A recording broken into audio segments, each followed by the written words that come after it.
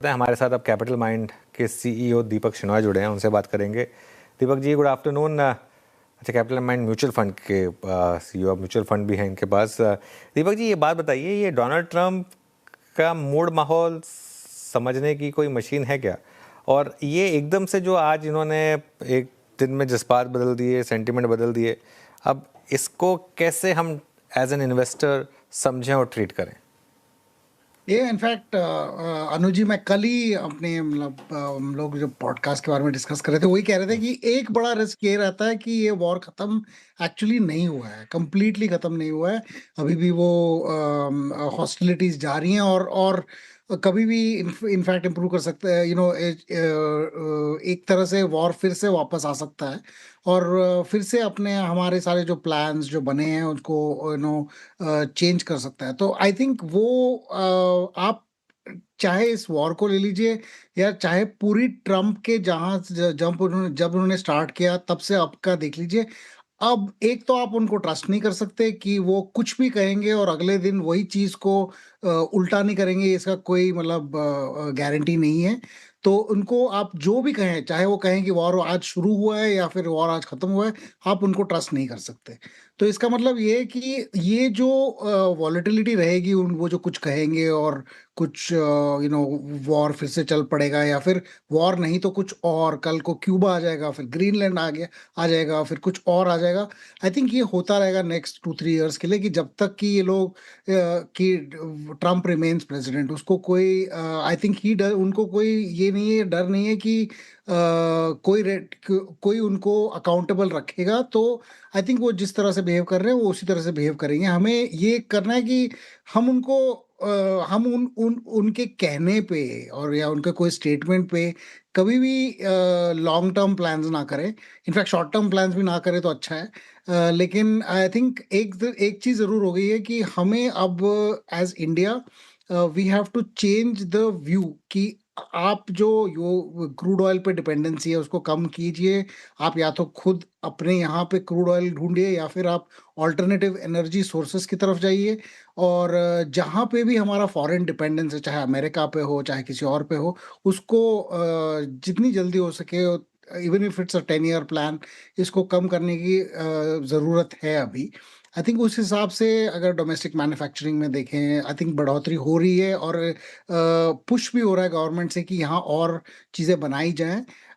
चाहे मिलिट्री के लिए हो, चाहे सिविलियन यूज़ के लिए हो, चाहे कंजम्पशन के लिए हो, चाहे आगे प्रोडक्शन के लिए हो।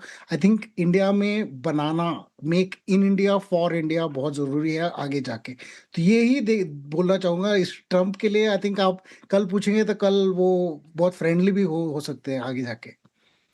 बिल्कुल सही कहा आपने।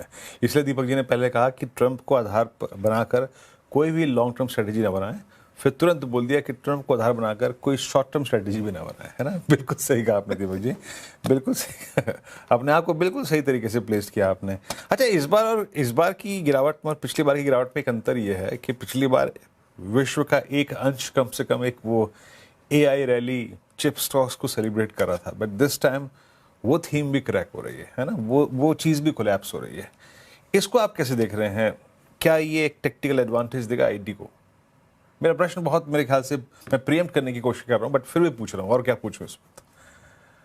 नहीं, एक्चुअली 3-4 चीजें हैं जो अभी लिस्ट में नजर आ रही हैं। एक तो ये जो एआईजी की जो रैली थी, उसमें अब एक्चुअली पता लग गया है कि आप इतना ज्यादा अगर टोकन्स को चार्ज करेंगे तो सारी कंपनियां जितने पहले की तरह जो स्पेंड कर रही थी, वो अब थोड़ी सी वेरी हो गई हैं एक तरह से, कि ये इतना ज्यादा स्पेंड नहीं कर सकते हम कि किसी का के रिप्लेसमेंट में अगर हमने एआई चूज किया तो उसकी सैलरी से कई गुना ज्यादा हम लोग अगर टोकन्स पे स्पेंड करें तो कोई फायदा तो होगा नहीं इससे। तो इससे ये नजर आता है कि एटलीस्ट अपने कंपनीज ने अपने जो एआई प्लान्स हैं उनमें ये है कि उसको कम करना चाहिए, उसको लिमिट करना चाहिए। और उस हिसाब से I think eventually IT companies को भी कॉन्ट्रैक्ट्स इंडिया में मिल सकती हैं, इसके लिए कि आप एआई का फ्रेमवर्क बना के हमें हमारे स्पेंड्स को कंट्रोल कीजिएगा। वो दूसरी तरह के कॉन्ट्रैक्ट्स हैं जो अभी तक नहीं आए हैं, वो भी आने लग जाएंगी आई थिंक। और कुछ हमारे आईटी कंपनीज ने भी अनाउंस किया है। पर एक चीज ये जरूर है कि जो कोर बिजनेस मॉडल हमारे आईटी कंपनीज का है, जिसमें हेड काउंट बिलिंग हुआ करता था, आई थिंक वो अब चेंज होगा as a head count plus token.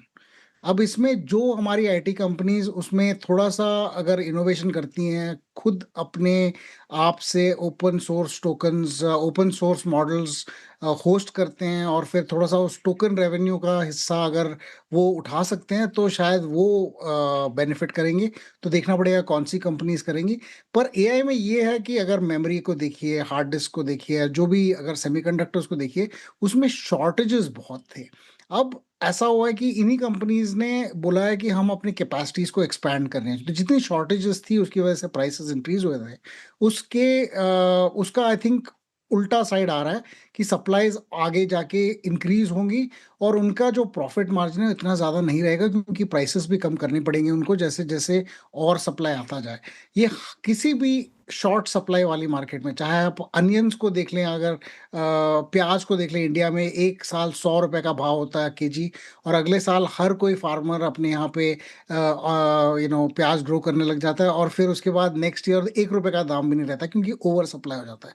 तो ये जो ओवर सप्लाई का चांस है और या फिर ट्रेंड है, वो अभी आई थिंक स्टार्ट हो रहा है। इसी की वजह से वो वहाँ पे भी करेक्शंस हो रहे हैं। तो उस हिसाब से वो रिस्क जो एआई में था कि ये कंपनीज बहुत ज़्यादा वैल्यूड हैं, क्या ये हमेशा इस वैल्यूएशन पे रहेंगी, वो आई थिंक नज़र आने लग गया है कि शायद नहीं।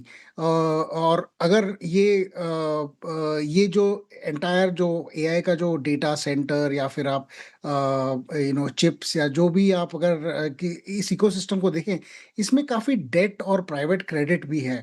जहाँ लोगों ने प्राइवेट क्रेडिट से लोन्स लेके डेटा सेंटर्स बनाए हैं, चिप्स खरीदे हैं, उसको रेंट पे देने का उनका बिजनेस प्लान है। वो भी शायद अगर इम्पैक्ट हो जाए तो इम्पैक्ट इसका और ज़्यादा एआई से बाहर लेवरेज यूनिवर्स तक भी जा सकता है, बैंक्स और प्राइवेट क्रेडिट पे भी जा सकता है। तो वो एक डाउनस्ट्रीम इम्पैक्ट होगा अगर एआई बबल भी बर्स्ट होता है तो। ये आई थिंक ये 2 चीज़ें इम्पोर्टेंट है और ती 2 और चीज़ें मैं कहूँ देख लीजिए ज़रा गौर से। यूएस और जापानीज़ येन का जो एक्सचेंज रेट है, वो अब 19 आई थिंक 95 या 85 के मुकाबले आई थिंक सेम है, वापस ऊपर आ चुका है। येन अबाउट आई मीन ये डॉलर वर्सेस येन 162 तक पहुंच गया है। और जापान के जो 30 ईयर और 10 ईयर बॉन्ड्स हैं वो भी ऑलमोस्ट ऑल टाइम हाइस पे है या फिर आई मीन एटलीस्ट 30-40 ईयर हाइस पे हैं। तो ये दोनों चीज़ें भी डेट यूनिवर्स को अलग तरीके से इम्पैक्ट कर सकती है। तो कल कई रिस्क फैक्टर्स हैं वॉर के अलावा जो ऑलरेडी नज़र आ रही है मार्केट में। Okay Deepak ji, good afternoon. काफ़ी डिटेल्ड आंसर हमने समझ लिया आईटी, एआई और वॉर इम्पैक्ट रिलेटेड। लेकिन बड़ा सवाल कि अब इस मार्केट में क्या करें, फिर से रिस्क ओपन हो गया है वॉर का, तो अब करना क्या चाहे सबके जहन में अब यही सवाल होगा। क्या बेटर काउंटर ऑफ स्टॉक्स में फिर से वक्त आ चुका है, अपॉर्चुनिटी समझे फिर से इस करेक्शन को जहाँ पैसे लगाए जा सकते हैं? थोड़ा स्टॉक स्पेसिफिक तो नहीं हो पाएंगे आप, स्पेस स्पेसिफिक अगर हो पाए तो कौन से स्पेस में अब मौके बन रहे हैं? सो आई थिंक ये जो मैंने पहले कहा कि इंडिया की का जो फोकस है डोमेस्टिक मैन्युफैक्चरिंग पे ज़्यादा रहेगा, आई थिंक आगे जाके यहाँ पे सबसे बड़ी अपॉर्चुनिटी है कि जहाँ पे आप डोमेस्टिक, आप लार्जली जो इंपोर्ट करते हो, अगर आप खुद यहाँ मैन्युफैक्चर कर सकते हो उस कंपनीज और उनके डाउनस्ट्रीम कंपनीज में, इनमें एक चीज़ तो ऑलरेडी बहुत सालों से है जो ऑटो है।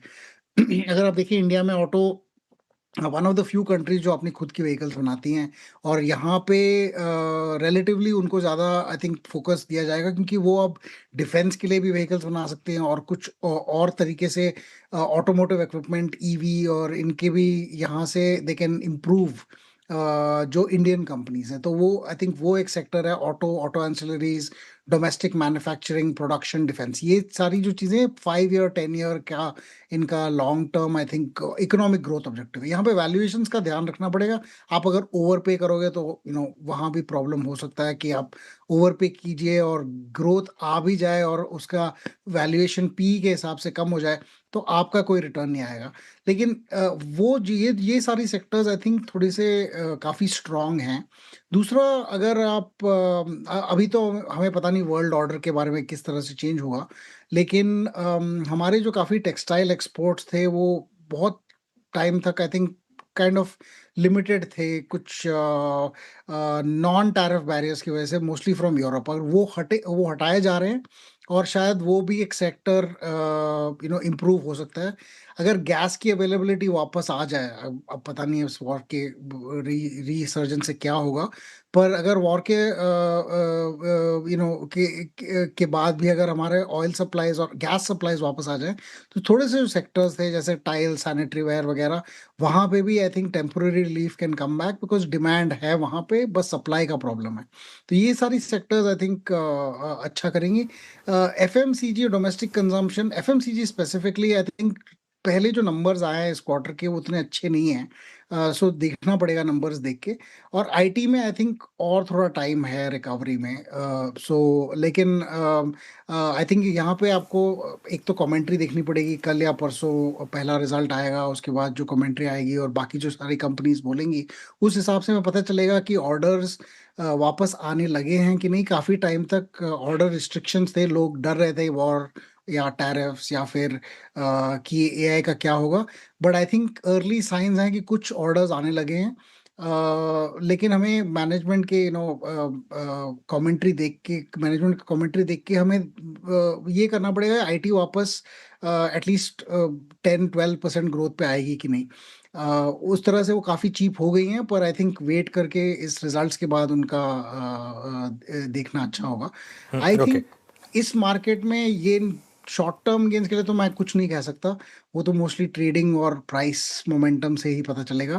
पर अगर 5 साल का नज़रिया है तो ऐसे काफ़ी सेक्टर्स हैं जहाँ पे आई थिंक 5 years में जी। Growth visibility is very strong. तो आपको उस नज़र से देखें तो अगर आप आंख बंद करके इन्वेस्ट कर सकते हो 5 साल हाँ। के लिए, वो एक चीज़ है। पर मोस्टली इन्वेस्टर्स आंख नहीं बंद करते हैं, और फिर जब सब देखने को मिलता है तो डर ज़्यादा पैदा हो जाता है। तो हिसाब से जी। मैं यही कहूँगा कि आप टाइम के हिसाब से इन्वेस्ट करें, ये नहीं कि अभी सारा इन्वेस्ट करो। आप यू कैन डू एक तरह से एसआईपी ऑफ सॉर्ट्स, अगर आप फंड्स में कर रहे हो, फंड्स में, आप स्टॉक्स में कर रहे हो तो स्टॉक्स में over a period of time, ताकि आपको वॉलेटिलिटी ऊपर और नीचे आप दोनों में पार्टिसिपेट करें। ओके दीपक जी, बहुत बहुत शुक्रिया, आप इस कार्यक्रम में शामिल हुए, सभी सेक्टर्स पे अपनी राय रखी आपने। और